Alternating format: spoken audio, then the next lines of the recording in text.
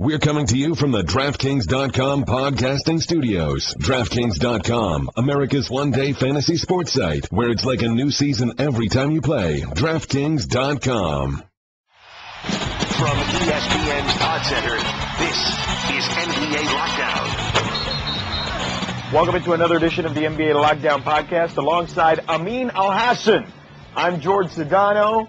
Amin is in my town. I'm a little jealous. I got to be honest. I could hear the streets of South Beach in the background. The birds are chirping. Drunk people are throwing up, I'm sure, in the background somewhere as well. Hola, ¿cómo estás in Miami?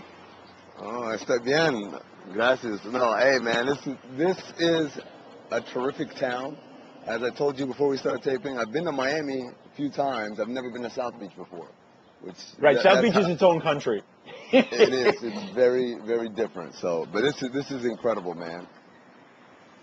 Good. Glad you're having a good time. All right, so let's get into some of this stuff. We're going to have a lot of guests today. We've got Tom Haberstroh stopping by. We've got Nick Friedell stopping by. And we've got Kevin Arnovitz stopping by. But the big story is obviously John Wall. And he's out indefinitely. We don't know. He's got the wrist injury, the hand injury. Let's just say worst case scenario, he is now no longer able to come back. Do you feel they still can win this series against Atlanta? I know Atlanta has looked at times underwhelming considering how well they played in the regular season. And I have some issues with Atlanta as to why that's the case, namely because I don't feel like Budenholzer is playing his starters enough in the postseason when you're supposed to play them more. This isn't the regular season. But what do you feel about the Wizards' chances right now? Well, first of all, that's a very interesting theory. Kevin Pelton and I have actually wrote about why they struggle in the fourth quarter, and that was one of the points that I brought up. Was I didn't say that the bench is playing too much, but I did say that the bench players need to know their role, and some of those guys out there playing out there, playing not with a head on their shoulder, correctly a fixed head on their shoulder. But as far as the Wizards go, I didn't have them winning the series anyway. Even if Wall was healthy. Without Wall, this is like Memphis without Conley. This is like Houston without Harden, Golden State without Curry. Wall is the MVP of that team. He is the engine that makes it go. He's so important to them both offensively and defensively. They fought valiantly in Game 2, but you knew it was only a matter of time before they would be put to bed, and that happened. Sure enough, the Hawks pulled away. And I gotta say, it's almost going to be like the Mike Conley situation, where you're going to sit out and you're going to watch your team flounder, and at some point, he's going to say, I don't care, just wrap it up with whatever it needs to be wrapped up with, give me a shot, and let me go out there, because they are going to wither away if I'm not out there on the floor. Yeah, I'm with you. Look, Ramon Sessions played really well in that game the other night. But I don't feel like that's sustainable, that kind of play, 20-plus points, 5 assists, 5-6 assists, 5-6 rebounds. I just don't know if he's capable of doing that night in and night out. As a matter of fact, I'd probably say no in that regard. And Atlanta hasn't played great. But, yeah, look, John Wall is the best player on that team. I mean, that's not disputable at this point, or it's indisputable at this point. So as good as Paul Pierce has played in moments, obviously Beal has had his moments. There's just not enough if you don't have your main key cog. I think the Mike Conley example fits perfectly. And you saw what Mike Conley did, against the Warriors the other night. You and I were joking about a sweep, or you said in 3 in that particular series. And I know we after Game 1, did I look wrong? No, we all looked right. We all looked right. We all looked right. That's the thing I don't get. Like a bunch of people are like, oh, I thought you said they were going to win in 3. I said, yeah, Mike Conley played. Maybe you want to point that out. Right. So I just think that without John Wall there, they're cooked. I didn't like them in the series even with John Wall, but I certainly don't think that they're capable of winning this series now. On the flip side of that, with Atlanta, let's get back to them for a second. Outside of the starters not playing enough minutes, or in your case, as you pointed out, the role players not understanding their role, what else do you see? Because to me, I don't think there's any question it's Budenholzer's rotations. And I know that basically is the same commentary I just had, but I don't get what he doesn't see. Like, I understand the point of playing guys a certain way during the regular season, but aren't you supposed to do that to be able to play them 40 minutes in the postseason? I mean, isn't that what Popovich does, the guy he learned at the knee of? I don't get that. But what else do you see from Atlanta? Now, I think the other thing, defensively, they've been horrendous at the end of games. And so a lot of their issues offensively is instead of coming down against either in transition and scoring easy buckets or even coming down semi-transition where the defense isn't set yet, they're coming down a set defense who've seen what the play call is, and they communicate with their bench, and they know what they're going to do. And that's a lot harder to score against, particularly when you play against better defenses like Washington. The other thing I will point to as well is they just miss open shots, man. I think I was on the show yesterday with Levitard, and he brought up the stat. I think they've missed something like 50 unguarded shots in this series alone. Like 50 uncontested shots. That doesn't happen for Atlanta. You know, right. There were shots that Kyle Korver was clean, wide open, and he missed. I mean, it was shocking to see. So, you know, some of it can be explained away. I think we're just, you know, sometimes that's how it goes. Nobody is consistent, whether you shoot 60% from the field or 30% from the field. Very rarely does it happen like take 10 shots and I'll make 3, take 20 shots and I'll take 6. It's usually kind of a peak and a valley, and it averages out to whatever your average is. Kevin Arnovitz, who's covering that series for us at ESPN and ESPN.com, now joins us on the NBA Lockdown podcast. Kevin, thank you for the time, and apologies because Amin is on South Beach on Collins Avenue right now roaming the streets, so if you hear some noise, you know what it is. But I don't know if you heard our discussion there, but what are you seeing in that series between Atlanta and Washington, and why Atlanta looks underwhelming at times? The Hawks are below 30% on unguarded jump shots outside of 10 feet. Let's just think about that for a second. Unguarded jump shots outside of 10 feet, one of the best shooting teams in the league is below 30%. And now this conforms to the I call this sort of the Horford rules, which is as they've struggled offensively at times, you know, he's maintained that, look, we're getting the shots we want.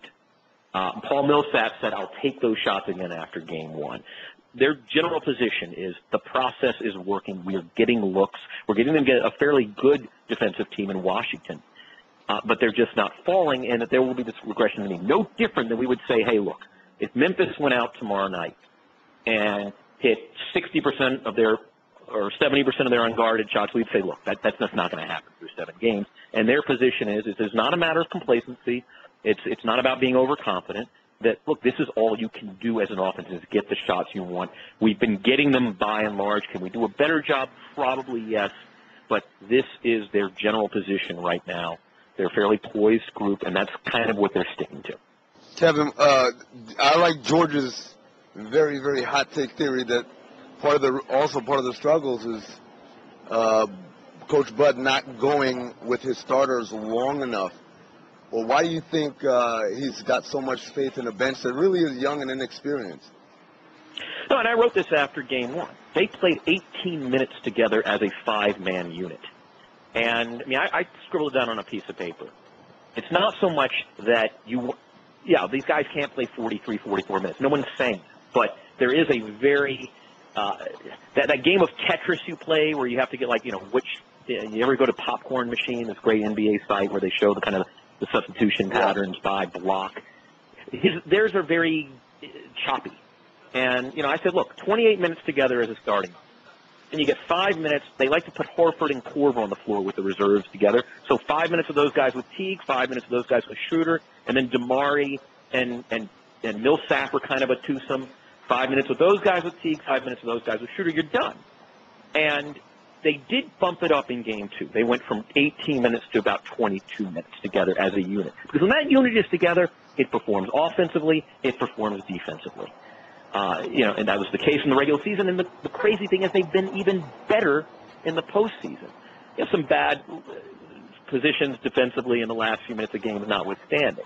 The truth is it shouldn't get to the last few minutes of games with this team. I mean, they're really good, and they shouldn't be holding their breath in the final 5 minutes against Brooklyn, and for that matter, Washington. I haven't been a Washington guy all season. I'm certainly not a Washington guy without John Wall. But, yeah, I mean, that was sort of my contention. And I asked him that after game one. I kind of went right at him. I said, like, is this by design? And he said, well, this conforms to our kind of regular season rotation. Well, it's not the regular season. See, to me, the whole reason you do the San Antonio thing, and you limit guys to 33, 34 minutes at most, is precisely because then you can go 39, 40, and 41 and go for longer stretches during the playoffs. I mean, why have the advantage if you're not going to leverage it? And that was sort of my position, and they did a better job too. Yeah, no, absolutely. I mean, I could have said it better myself. As a matter of fact, I think I said something similar just a few minutes ago. It just doesn't make a lot of sense to me. With that said, you did see the increase of minutes. Do you think you think he's caught on and said, oh, wait a second, maybe we should do more of this? Or does he figure he just kind of plays it like he's been playing it because now he may have an advantage without John Wall? Like, what do you do there? Like, what do you think the right maneuver there would be? I think the right maneuver is you jump the lead on a team like Washington without John Wall. I mean, I think there are a couple things. Number one is I think he realizes Mike Scott killer. Mike Scott hit 5 threes in the second quarter of Game 5 of the Indiana series last season. Essentially became a stretch big celebrity. One of the worst rebounders at his position, one of the worst defenders at his position. There is this premium on shooting in the Atlanta system, and they love shooters. That is, you look at their big men off the bench, Antich and Scott, and for that matter, Muscala. I mean, they're shooters. They're finesse shooters, and I think it's great. Like length in shooting is what Atlanta believes in, and that's what won them 60 games. But I think he's realizing that number one, Scott is killing him.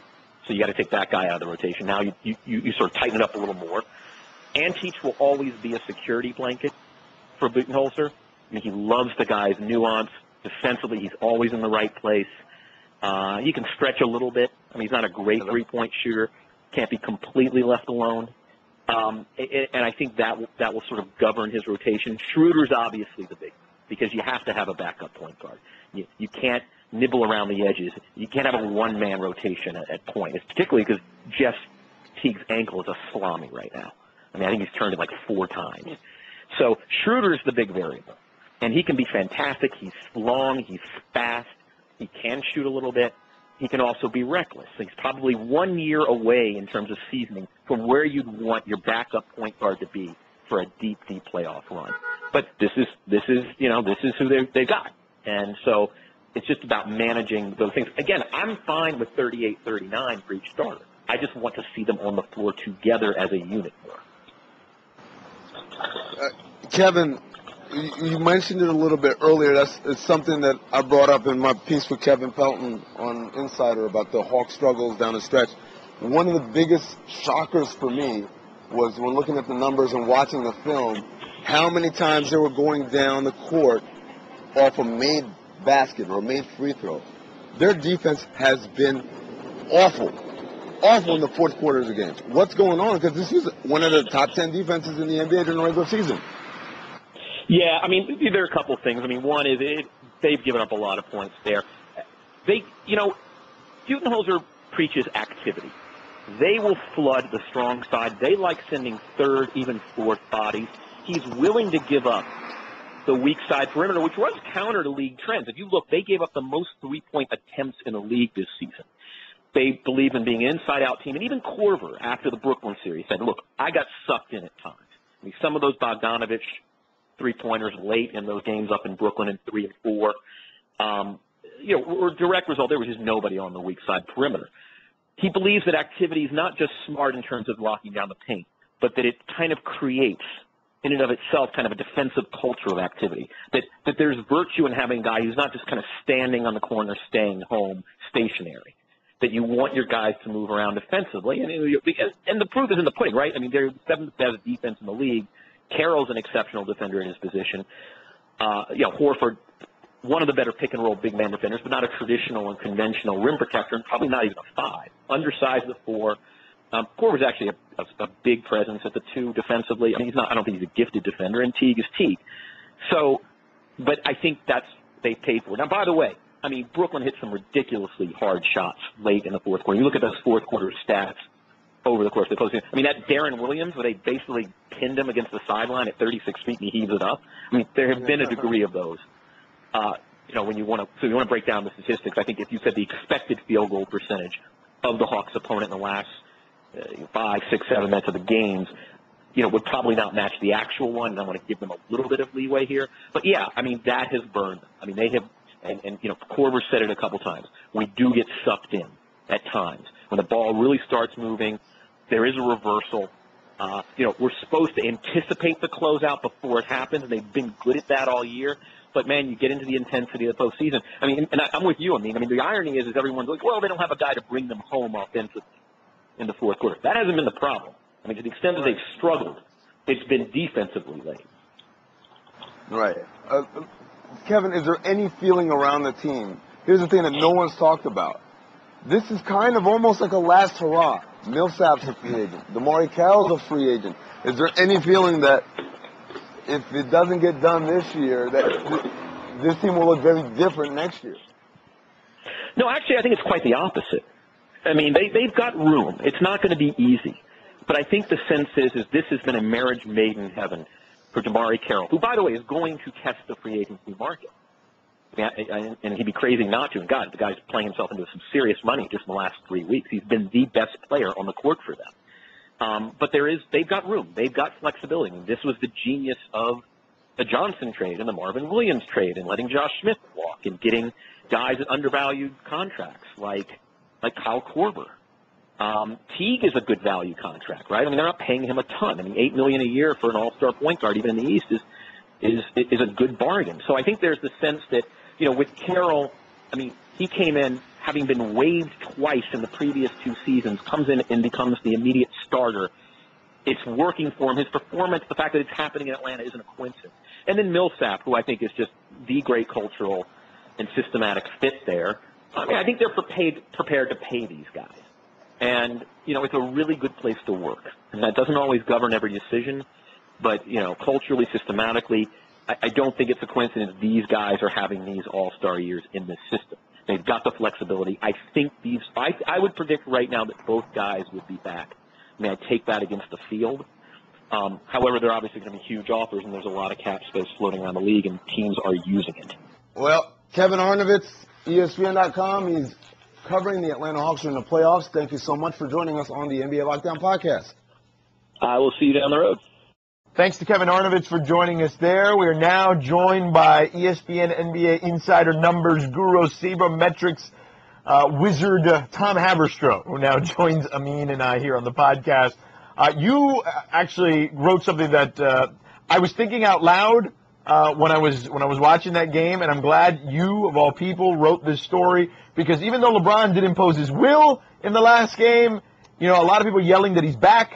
You, Tom Haberstroh, not contrarian, but smart man, writes, he's not really back. He's kind of playing a Kobe game here. Yeah, I mean, I kind of side with the Carmelo game just because he was a lot more high volume. He plays the same position. So, it seems like we're just waiting for him to drop 40 points, 45, and triple-double, the stuff that he used to do in Miami, and he hasn't done it. And I think when he drops 33 after I write that column, a lot of people got fired up and were like, "Oh, did you not watch that game?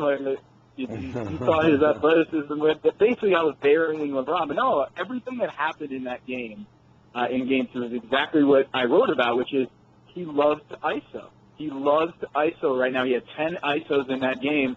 He shot 13 for 29, and I'm sitting here wondering, I don't know how much longer he can do that, because right now, Joakim Noah is a shell of himself, and who knows what we're going to get from Derrick Rose night in, night out. So he can pull this off now, but I don't think they can get further, a championship with him playing ISO ball and turning into Carmelo. Are the Cavs the favorites now? I mean, it's funny. After Game 1, they are. Everyone was ready to sound the alarm, and now all of a sudden, one game, one win, they still don't even have home court advantage. It feels like the tide has turned. This is what we do. This is knee-jerk. Is whoever won the last game. I'm the Grizzlies and the Cavaliers are meeting in the finals, right? That's what we're doing. But I think, the Cavs still have LeBron James and Kyrie Irving, and they still have Tristan Thompson and Mozgov, and they will be getting back J.R. Smith. So as much as I want to say that the Cavs without Kevin Love aren't championship contenders anymore. I still don't see anyone in the East who's going to knock them off. I'm not thrilled with the Atlanta Hawks so far this postseason without Thabo Sefolosha. So I'm leaning towards Cavs. I mean, that's what I said before the playoffs. That's what I said before the season. And I guess I'm just being stubborn and sticking to it. But at this point, guys, like, I don't look at any other team and say they're going to scare the Cleveland Cavaliers. I think if Atlanta were healthy and playing like Atlanta was a few months ago, then maybe they'd have that shot in the East. But outside of that, I don't see anyone, and I don't know if they can get back to being that team. I don't think they're better than anybody. I would say that 3 of the 4 teams out West right now, well, maybe not 3. The Warriors and Clippers, I think, would beat them in a series. You agree or disagree? Yeah. I think the Warriors and the Clippers would beat. We're talking about the Cavs or the Hawks? Yes. Yeah, I'll probably put I put the Rockets in there too. Would beat any team. Yeah. See, I think they're fraudulent, man. I think the Rockets are fraudulent. They're predictable on offense. Everything is in the, all the action is at the high post, it seems like. I just don't feel like that team is good enough, and especially without the missing parts. Granted, everybody's missing some parts now, but I feel like that team is really predictable and really fraudulent on offense. I don't know. It's a make-or-miss league, like they say, and if they're hitting those three-point shots, they're deadly. And I know James Harden hasn't played great, and I know Dwight Howard has had his moments, but I just think they wouldn't be able to handle the up-tempo. They don't have any defense. I know Tristan Thompson and Mozgov are bigger, but I don't necessarily think that they're able to be like a championship defense right now. And it's just I like the Houston Rockets two-man attack with Dwight and James Harden. And look, they play both ends of the floor. I know they haven't done that so far against Blake Griffin. He seems to get everything he wanted. But I would still take them over Cleveland without Kevin Love, yeah.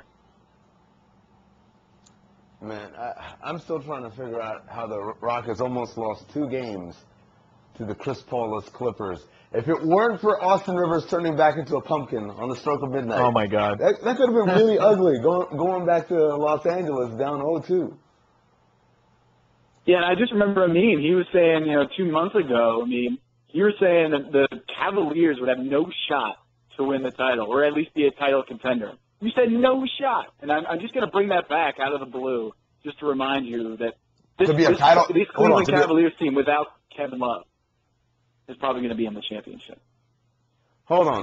I said that like in November or December when they were playing like crap, when LeBron was doing home run trots, and when they didn't have Mozgov, Iman Shumpert, or J.R. Smith. You got to say 2 months ago. 2 months ago, it was after the All-Star break. They were balling out of my. This is how rumors start, Tom. This is exactly how rumors start. You said it 1 month ago. It was actually 1 month ago. I'm pretty sure you said it at the beginning of April. Pretty sure you said it at the beginning of April.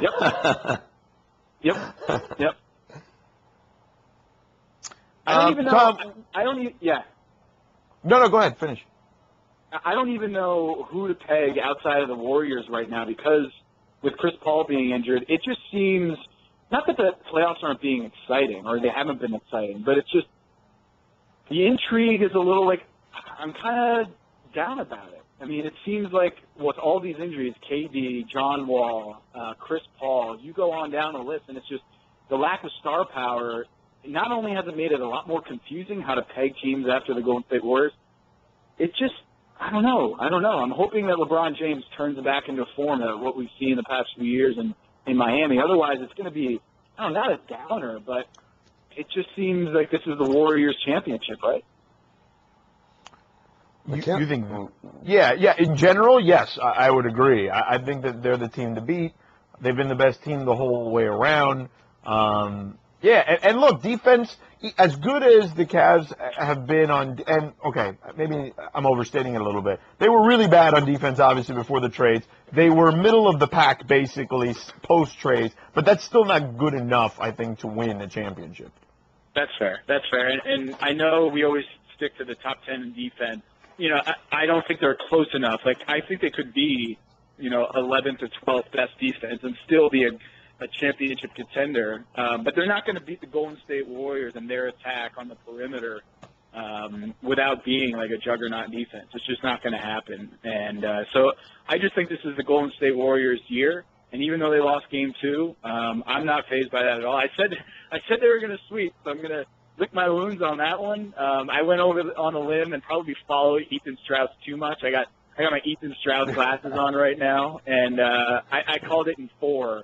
And I feel really bad about that because the Memphis Grizzlies. Well, it could be worse. Tom, it could be worse. I mean, I only had them in 5, but Amin had them in 3 on the podcast last week. I stick by my story. I said if Conley doesn't play, this is over in 3. They won't even have to play the last game. I'm not backing off of that. He played. Hence, I am set free by that prediction. Tom, this is what you did in the Dallas series too. I mean, this is what you did in the.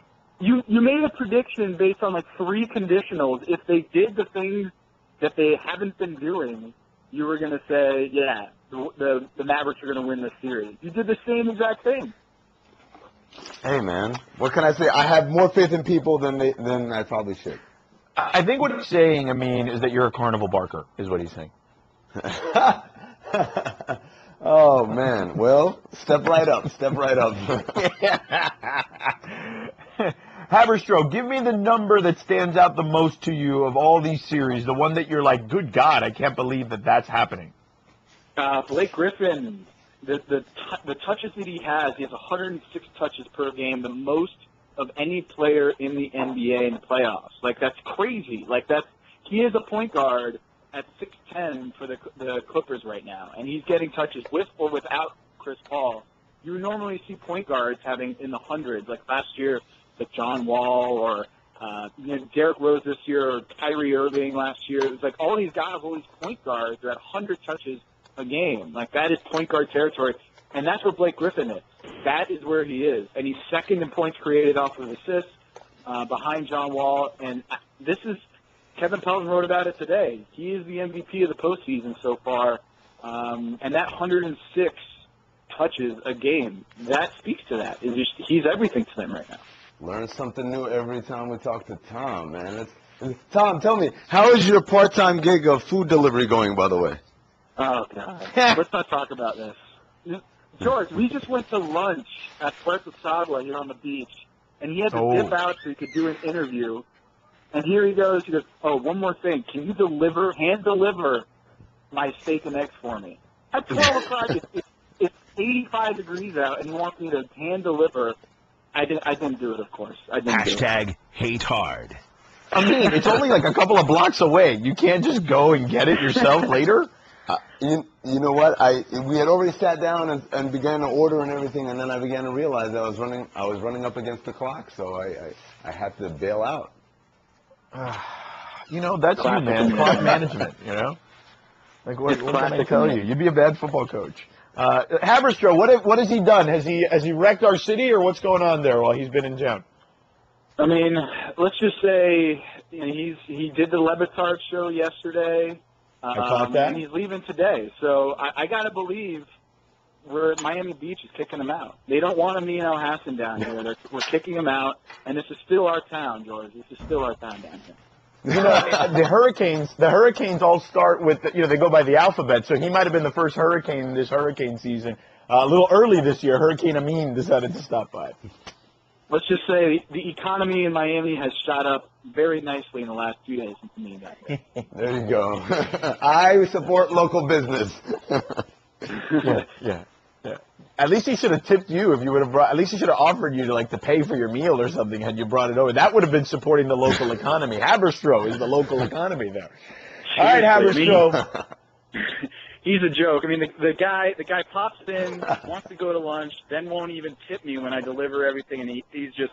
I'm glad to see him go, George. I'm glad to see him go. Yeah, get out of there. Get out of there, Haberstroh. You don't belong in that city. The city doesn't want you there anymore. It needs to spit you out. All right. You're done there in Miami. Haberstroh, you're done here, too. Thank you for the time and the knowledge. Adios, amigos. All right. So Haberstroh's gone. Amin's time in Miami is running out like Tom Thibodeau's in Chicago.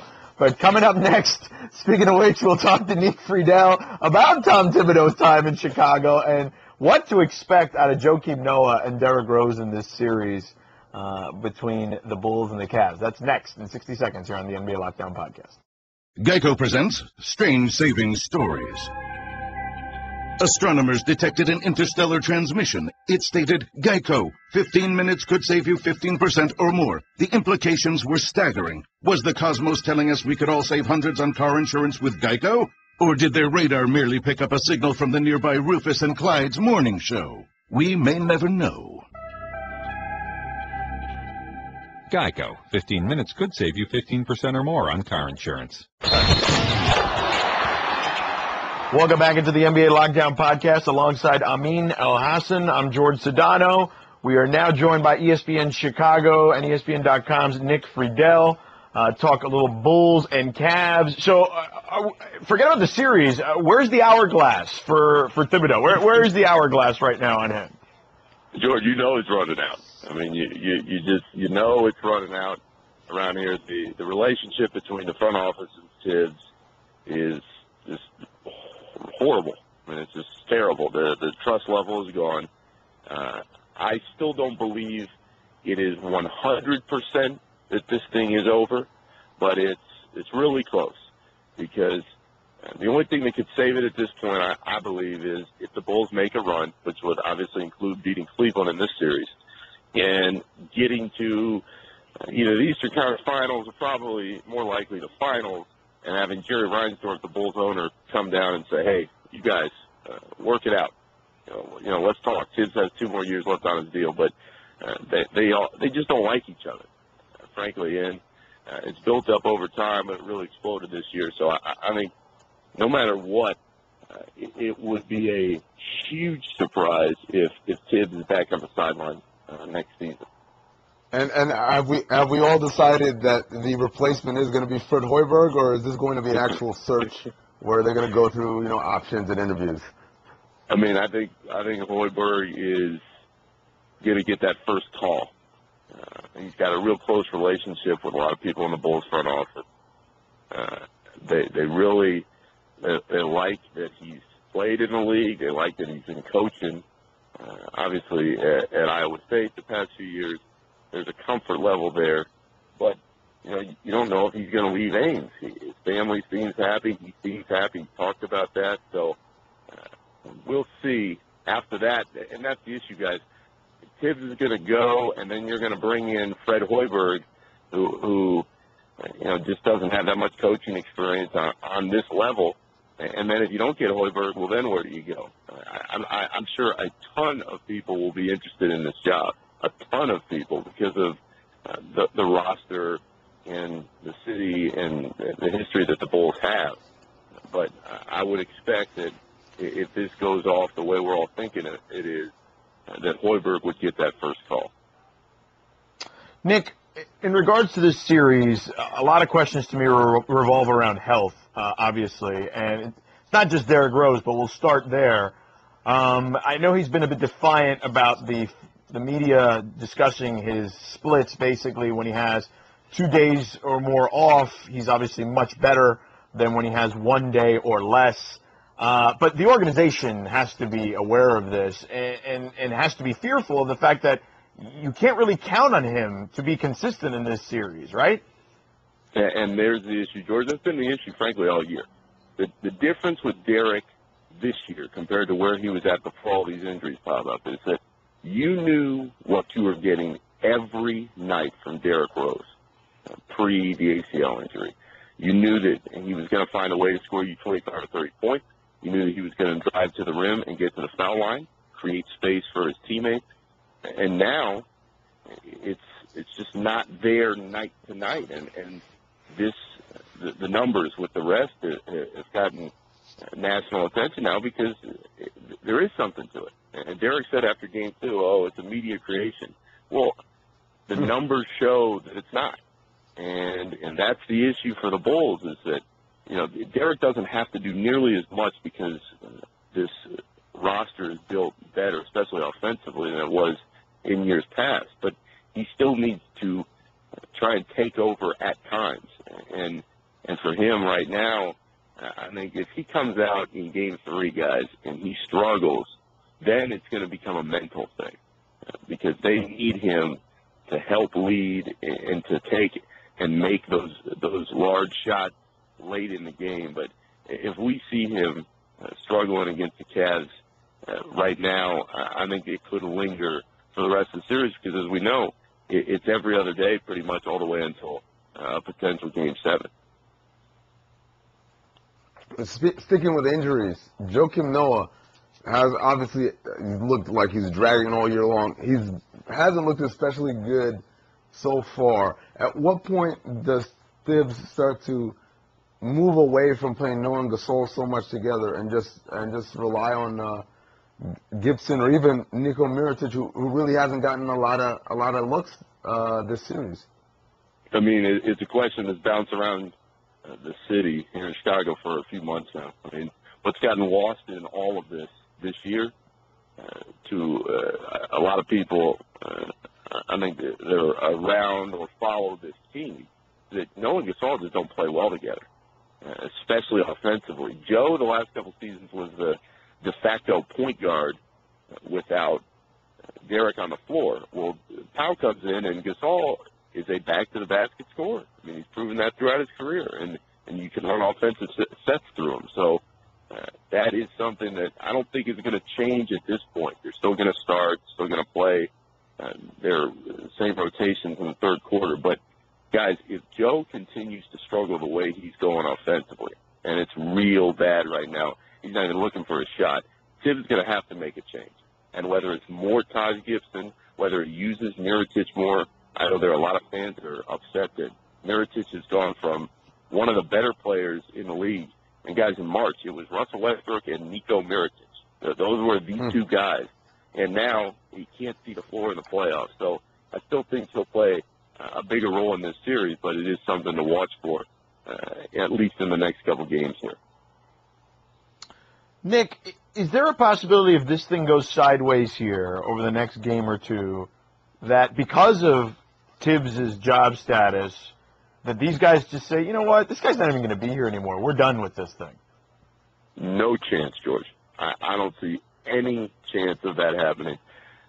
The guys on this roster are too proud to do that. And they still, despite all this talk, and trust me, they hit it all, they still respect Tom. But they're also playing for each other. The guys like Joe and Jimmy Butler and Derrick Rose and Taj Gibson, who have been here for a while and invested in this culture, they want to win. And Gar Forman and John Paxson, the Bulls executives, they made it a point to bring in guys who want to win and want to play for each other. So I don't see that happening in any way. And if they lose, they lose. I don't think they're going to suddenly roll over on Tibbs after all that they've been through together. Yeah, but how do they feel about him, though? About this situation, I should say, not about him. But how do they feel about this whole situation? Here's a coach who's won a lot of games. Like you said, he has their respect, and the organization is pretty much showing him the door, almost regardless of what happens. What's the feeling? I mean, it's an issue that they've been dealing with off and on throughout the season, and they know that the end is probably near. But as far as is it affecting the locker room or anything, I don't get that sense at all. I think that they just know it. For a comparison, I mean, it truly is like the Harbaugh situation from San Francisco with the Niners. They see that the front office and Tom, they just don't get along, and they've just kind of been dealing with it throughout. Nick Friedell, ESPN Chicago, ESPN.com with us here. I'm sorry, did you have something else? No, I was just going to remark that's kind of, it's weird when you talk about a coach who's been that successful. You would think there would be more of an outrage from them over him basically getting shown the door despite winning against all odds, unless they also, like you said, if it is a Harbaugh situation where, yeah, he's pretty good, but, yeah, he can wear you out. If that's the feeling also, I guess I could see it. And guys, there's so many layers to this. And it's a real good point in that, Derek, everybody focuses on Derek. Well, nobody supported Derek more in 3 years than Tom has. And I think Derek still respects the hell out of Tom. And so why isn't there more outward? Oh, Tom can't leave and Tom can't do this. I think that the players that have been here after 5 years, they're just like, well, sometimes this happens, and that I think it's just like a marriage that has just kind of run its course. It's going to be really interesting to see how the players handle this going forward in the next few weeks, if and when this full season finishes out. But it's the storyline that will not go away for this team and this organization right now. Nick, thanks for stopping by, man. Appreciate it. All right, you got it, guys. Thanks for having me on. Thanks to Nick Friedell for joining us there. We touched on this series briefly with Tom Haberstroh a little while ago, but we need to get to the drama of these series right now, specifically Matt Barnes and James Harden. Yesterday, Izzy and I talked about it. I mean, I'm sure you saw the story where Matt Barnes apparently was John at James Harden's mom and said all sorts of mean things you shouldn't be saying to somebody's mom, especially not near Mother's Day. You shouldn't be saying any of that stuff, period. So he basically told her to bleep his bleepity bleep. And according to the story now, Manja Willis, which is James Harden's mom, told her older son to walk over to him and to apologize, and he did. Manja says what he told me was he would never disrespect anyone's mother because his mother passed from cancer and that he was sorry. I accept his apology, which leads me to believe that Matt Barnes had no idea that was James Harden's mom. Yeah, I mean, Matt's a fiery guy. He's an emotional guy, but that isn't just a line or a cop-out. That's true. The dude is very, he's very, obviously loved his mother very much, and they were very close. He was with us in Phoenix, I believe, around the time she passed away. So I 100% believe that Matt wouldn't do that. And like Michael Smith said, like there's some things you don't talk. Michael Smith on His and Her said, I'd rather you talk to me about my mama, like make your mama jokes to my face, than to talk directly to my mama. So yeah, I 100% believe that. But I will say this: I know you might remember this, George. Is there any part of this that reminds you of, remember when LeBron was at the Cavs and they were playing the Raptors, and Chris Bosh's then girlfriend? Oh, Chris Bosh. I think you were talking about when LeBron told his old mom to sit the hell down. Yeah, well, that was a good one too. But I was thinking about the one where Chris Bosh's then girlfriend, I don't think his current wife, she was sitting courtside talking, and the Raptors were winning, and then LeBron basically goes on this incredible fourth quarter run, and at the end of it, he turns around and looks at her and said, "You did this." And that might be one of the greatest trash talks to a family member sitting courtside I've ever heard. Yeah, I vaguely remember that. That was at least kind of cool and interesting.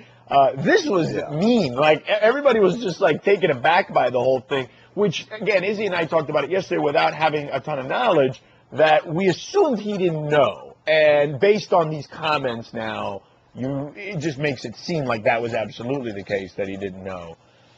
So, look, man, just leave mom out of it. Like you said, like Michael Smith said, you can talk to me about my mom, but don't talk to my mom about my mom. And then there's more beef in these series, too. There's the whole Joakim Noah getting spit on by the fans that we talked about yesterday, Izzy and I, and then him and his beef with Cardell Jones. At least, I know Joakim's having a tough time in these series, but at least he's keeping it interesting in regards to all the drama he's resorted to. I gotta say, I'm a little upset and disappointed that Joakim let the kid slide. Because if a 19-year-old kid who started like 2 games in their career in college was talking to me, multi-millionaire NBA player with 2 national championships in college, I would let him have it, man. I would let him have the hate hard would flow like the River Nile, just rushing over everything. He took the higher road, and I wanted more. I was left wanting more. I wish he would have just kept going at this point. Like, let's go. If we're gonna do this, let's ramp this thing up some more. We just need more juice in these series, regardless. That's the way it is. The spitting on him, though, as I said yesterday, listen, man, nothing more disrespectful than spitting on someone. We need to keep your saliva in your mouth, okay, Cleveland? That's all we need to say. That's your tip for the city of Cleveland? Keep your saliva in your mouth? You know what? Keep your saliva in your mouth. That could be a great tourism slogan for a city like Cleveland. Right? Keep your saliva in your mouth. Hey, that's just my PSA. Keep your saliva in your mouth, man. You know what I mean? That's just the way it works. So anyway, you got anything else before we go? One last. I do. I don't know if you saw this. Chuck D, the legendary Chuck D, Public Enemy, tweeted the other day. He said, "I'm rooting for Cleveland and Memphis to make it to the finals." And I remarked, Chuck D must be really fond of ugly cities. And so Hashtag I got a lot of flack, and I asked Levitar yesterday. I said, "Damn, did I do something wrong here? I didn't disparage the franchise, right?" And Dan said, "I mean, you can't say that, man. You can't say that because these people are they're going to take personal offense to you disparaging their cities. So I guess I have to apologize now." Yeah. Welcome to this side now. I know. Look, you're still sort of kind of new to this media thing because you were front office type, and I know you like to talk the trash. But yeah, that's gonna happen. I've seen your Twitter recently. I heard you tell somebody to go back to Arby's or something recently too. You're enjoying the guy said to me this a little bit. The guy said to me, "If the Grizzlies win, will I quit my job at ESPN?" And at ESPN, right? I said, "If they lose, will you quit Arby's?" And I didn't think that was out of line at all. What are you, Jon Stewart? Why are you besmirching Arby's? What is wrong with you? There's nothing wrong with Arby's. I just want to know if he's willing to say no mas to Arby's.